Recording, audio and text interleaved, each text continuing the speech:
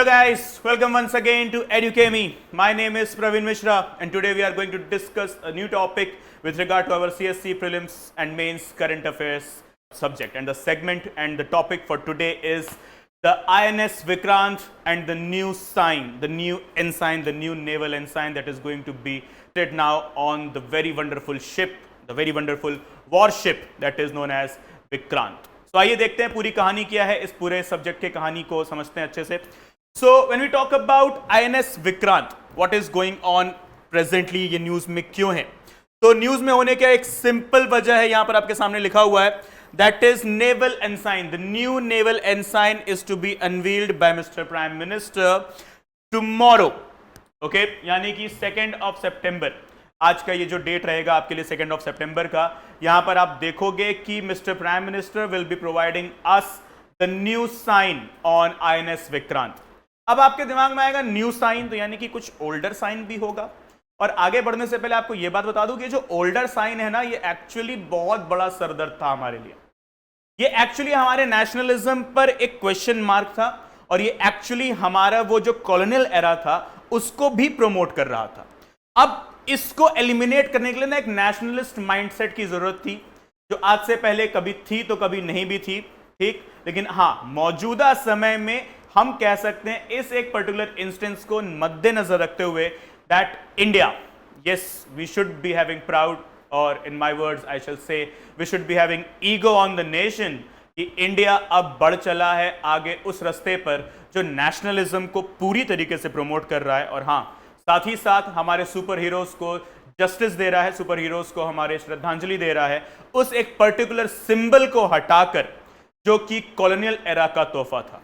Right, सो वो symbol जो अभी तक हमारी नेवल शिप विक्रांत पर लगा हुआ था, वो सिंबल एक्चुअली कॉलोनियल एरा का था और 2022 तक लगा हुआ था. बीच में बस 4 सालों के लिए हटा था, लेकिन इसे वापस से रीइंस्टेट कर दिया गया था. You know, difference in mindsets, they used to come and go. So, the Indian Navy will receive a new emblem on 2nd of September, first thing, and this particular thing will be without this St. George's Cross. हमें नहीं जरूरत है किसी colonial emblem की, at least हमारे naval ship, worship पर तो बिल्कुल भी जरूरत नहीं है. राइट, सो सेंट जॉर्ज का ये जो सो कॉल्ड सिंबल हुआ करता था, इसे अब हमने पूरी तरीके से हटा देना है. Right, so that has been on its flag since the British placed it into the pre-independence era. देखो, बात गुस्से वाली तो जरूर है ना, लेकिन हाँ, अब बात अकड़ वाली भी जरूर है, ईगो वाली भी है कि हाँ, हटा दिया है. देर आए दुरुस्त आए, better late than never. Right, so आइए देखते हैं पूरी कहानी क्या है. सो a task which should be, you know, admired, a task which should be given applause. आपके सामने कुछ इवेंट्स हैं, यहां पर आप देख सकते हो.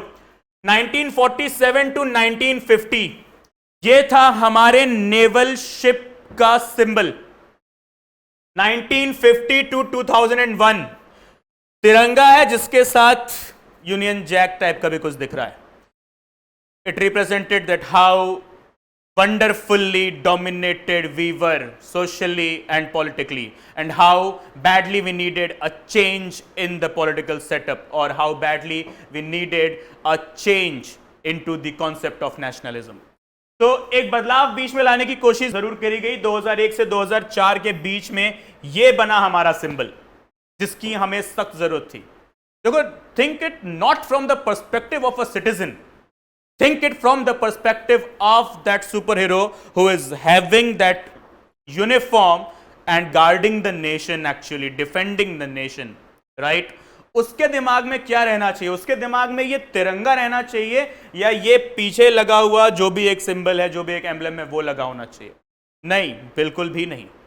एक सिटीजन के पर्सपेक्टिव से नहीं, इससे एक आर्मी वाले के, एक मिलिट्री वाले के, एक नेवी वाले के पर्सपेक्टिव से, एक एयरफोर्स वाले के पर्सपेक्टिव से आप देखो, तब आपको समझ में आ जाएगा. यानी कि सिंपल शब्दों में ना, डिफेंस फोर्सेस यानी कि मिलिट्री के पर्सपेक्टिव से देखो.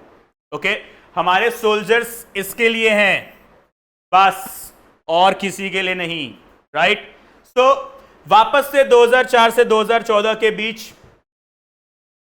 इटालियन फॉन्ट्स भी यूज करते हैं हम, इसीलिए. ठीक है, यहां पर इनको डाल दिया गया.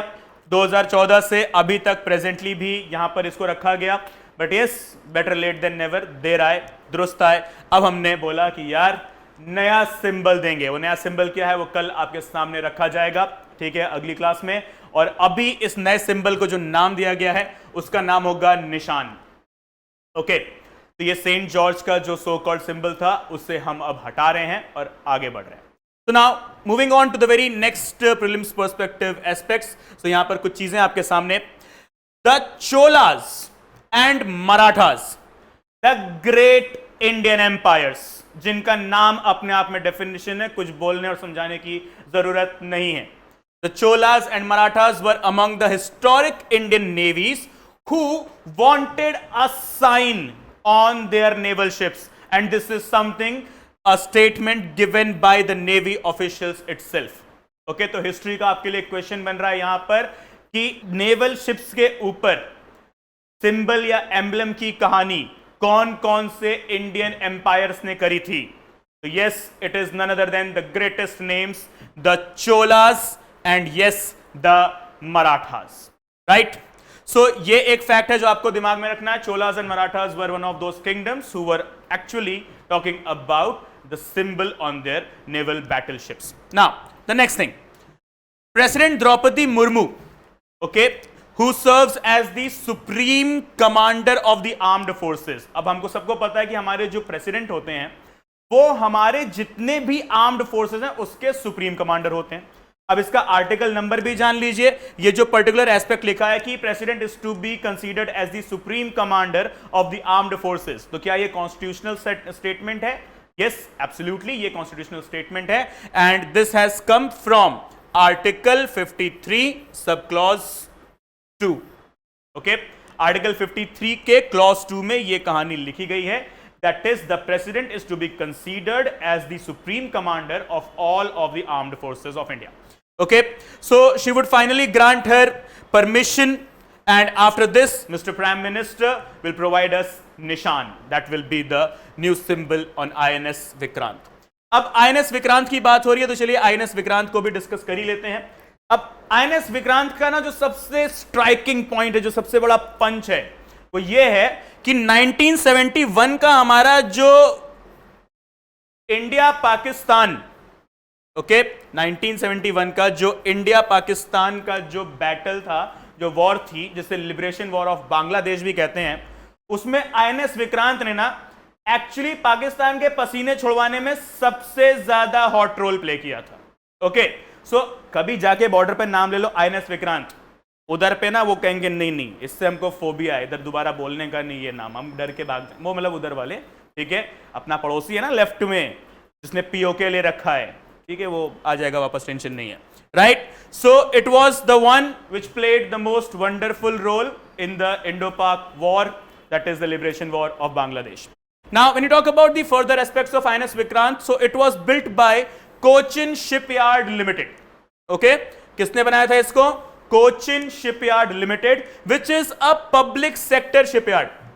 Okay, it's a public sector which works under the aegis, under the Ministry of Ports, Shipping and Waterways. Okay, so guys, please remember INS Vikrant बनाया गया था Cochin Shipyard Limited द्वारा. It is built by Cochin Shipyard Limited, and this particular shipyard limited works under the Ministry of Ports, Shipping and Waterways, and also it was designed by Indian Navy's Internal Warship Design Board. Okay, so who designed it? Indian Navy's Internal Warship Design Board. तो आज के लिए आपका जो homework रहेगा comment box में जो आप मुझे लिखकर बताओगे, and yes, to every one of those, big applause to all of you who commented yesterday into that NCRB video about the CCTNS. Good going guys, hats off, wonderfully. देखो तुम्हारा selection जरूर होगा, किसी और का हो ना हो, तुम्हारा जरूर होगा, दिल से दुआ है, right? So here coming to the point, Warship Design Bureau, WDB, today's homework. What do you mean by the term Warship Design Bureau? Okay, so it is the largest ship, INS Vikrant, it is the largest ship ever constructed in India's maritime history. और तुमको पता है एक कहानी अभी बता रहा हूं, बस 7-8 महीने पहले की एक न्यूज थी। चाइना ने एक शिप बनाया, एक वॉरशिप, राइट? इसको इसने नाम दिया दुनिया का सबसे lethal and advanced battleship. Okay, Google करके देखना, पता चल जाएगा। जस्ट लास्ट ईयर ओनली, दिसंबर या जनवरी की न्यूज है इस साल की। Okay, China built a battleship, a naval battleship, और उसको बोला कि बाबू ये दुनिया का सबसे मतलब खतरनाक वाला, लीथल वाला, इसके सामने कोई भी आएगा वो कैसा हो तो उसको पसीने वसीने छूट जाएंगे, ऐसा वो रोने लगेगा, डर के बारे भागने लगेगा कि भाई यमराज ले आया ये। तो इसने बनाकर गिफ्ट किया पाकिस्तान को। अच्छा है, रिपोर्ट्स उठाकर देखना, ये दुनिया का सबसे एडवांस्ड लीथल बैटल वॉरशिप। भाई इंजन डाउन हो गया इसका, ठीक है, चलते चलते। मेड इन चाइना था ना, हर चीज कोरोना नहीं होती चाइना की, right? So it was constructed with a cutting edge automation features, ठीक है। आईएनएस विक्रांत को बनाया कैसे गया था, तो यहां पर एक टेक्नोलॉजी का नाम है और इस टेक्नोलॉजी को हम बोलते हैं कटिंग एज ऑटोमेशन फीचर्स। अभी दिमाग में घूम रहा होगा ना कि बॉस क्या सीन है, क्या होता है ये कटिंग एज ऑटोमेशन फीचर्स। तुम्हें दिमाग में आएगा कुछ बहुत खतरनाक वाला, तो भी साइंस का कुछ टर्म होगा। हाँ, खतरनाक तो है ऑब्वियसली, अब उससे हमने आईएनएस विक्रांत बनाया है तो छोटी मोटी चीज तो नहीं होगी, लेकिन सिंपल भी है, आप तो समझ ही सकते हैं, इंडियंस हम तो समझ ही सकते हैं, वो पड़ोसियों का जान दो। Okay, so let's see what we do understand by the term cutting edge technology. Okay, so cutting edge technology in a very simple statement, what we can call it, refers to the technological devices, first thing, techniques or achievements that employ the most current and high level of IT developments. यानी कि मौजूदा समय का सबसे advanced technology जो है उसको हम नाम देते हैं cutting edge technology. Okay, simply state of the art, एक नाम आप पढ़ते होंगे, आपके न्यूज़पेपर्स में रोज आता होगा, state of the art technology. What do you mean by the term state of the art technology? Simply clearly modern day times का सबसे एडवांस्ड टेक्नोलॉजी जो है उसको एक फ्रेज दिया जाता है और उस फ्रेज का नाम है कटिंग एज टेक्नोलॉजी। और आईएनएस विक्रांत मॉडर्न डेज के सबसे एडवांस्ड टेक्नोलॉजी से बना है, इसीलिए ये महीनों महीनों शिप जो है हमारी, बैटल शिप जो है हमारी, ये यहां से वहां, एक ओशियन से दूसरे, तीसरे से तीसरे घूमती टहलती रहती है। इसका इंजन डाउन नहीं होता, मेड इन चाइना नहीं है, right? Okay, so please remember, this is what the cutting edge technology means. That is the technology of the modern ages or the highest developed technology of the modern ages. Okay guys, so that's it with this particular video as well. Hope you guys liked it. It was helpful for you all. Okay, so thank you so much for listening me in here, and please before ending up the session once again यार channel को subscribe कर लो, ठीक है, जो bell icon है उसको भी दबा लो, सो दैट जो डेली के जो नोटिफिकेशंस हैं क्लासेस के वो आपको मिलते रहेंगे, बिकॉज ये क्लासेस किसी और के लिए नहीं, सिर्फ आपके लिए करी जा रही है। Your views, your likes and your comments are most important aspect, okay, and they are most valuable thing ever gifted to us, right? So just what is needed, your that thumbs up, that like thing and the comment, और channel को subscribe करना तो बिल्कुल ना भूलें, that is the most important thing as well. Okay guys, so see you all very soon. Thank you for joining me in here. Bye bye, take care, Jai Hind.